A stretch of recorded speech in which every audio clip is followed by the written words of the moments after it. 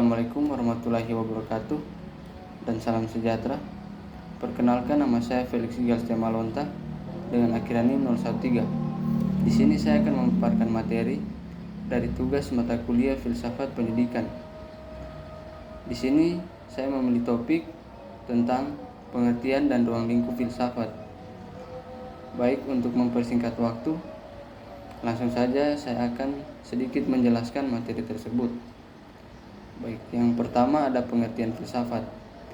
Pengertian filsafat adalah bidang ilmu atau pengetahuan yang dapat diartikan sebagai yang pertama pandangan kritis, yang kedua pendirian hidup, yang ketiga metode berpikir, yang keempat sikap tentang hidup dan alam semesta. Yang kedua itu ruang lingkup filsafat. Ruang lingkup filsafat adalah cara berpikir manusia, baik itu yang konkret maupun abstrak. Yang ketiga itu ada ruang lingkup filsafat juga terbagi menjadi 3, yaitu yang pertama ontologi atau daya pikir dan penangkapan manusia. Yang kedua itu epistemologi atau kejujuran dari pengetahuan itu sendiri. Yang ketiga itu aksiologi atau analisis. Baik, yang keempat, filsafat juga memiliki cabang-cabang seperti filsafat pendidikan dan filsafat hukum. Filsafat pendidikan yang berkaitan dengan masalah pendidikan seperti tujuan dan cita-cita, nilai-nilai pendidikan. Yang kedua itu filsafat hukum. Filsafat hukum meliputi tujuan-tujuan dan pengertian mengapa negara dapat menghukum. Yang kelima itu ada tujuan filsafat. Tujuan filsafat mencari kebenaran dan pemahaman yang lebih dalam tentang dunia.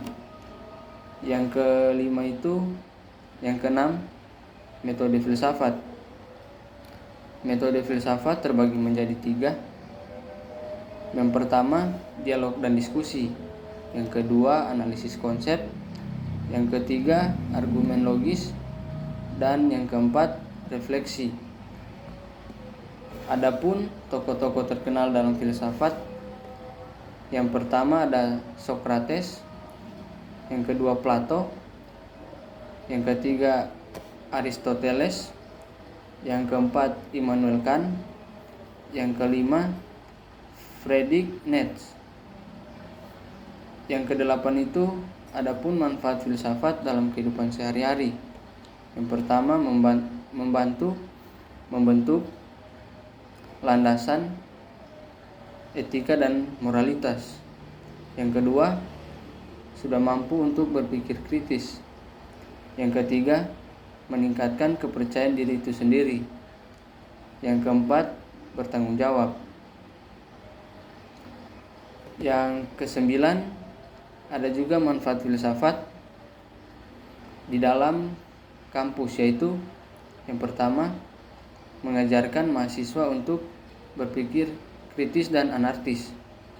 Yang kedua, membantu mahasiswa memahami konsep-konsep nilai moral dan etika.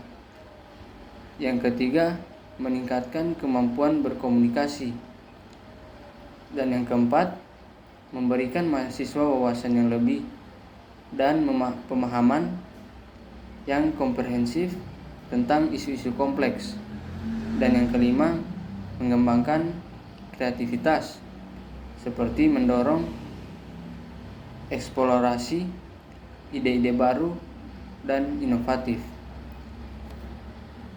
Itulah sedikit pemaparan materi dari saya. Jika ada salah kata, mohon dimaafkan. Wassalamualaikum warahmatullahi wabarakatuh dan selamat sore.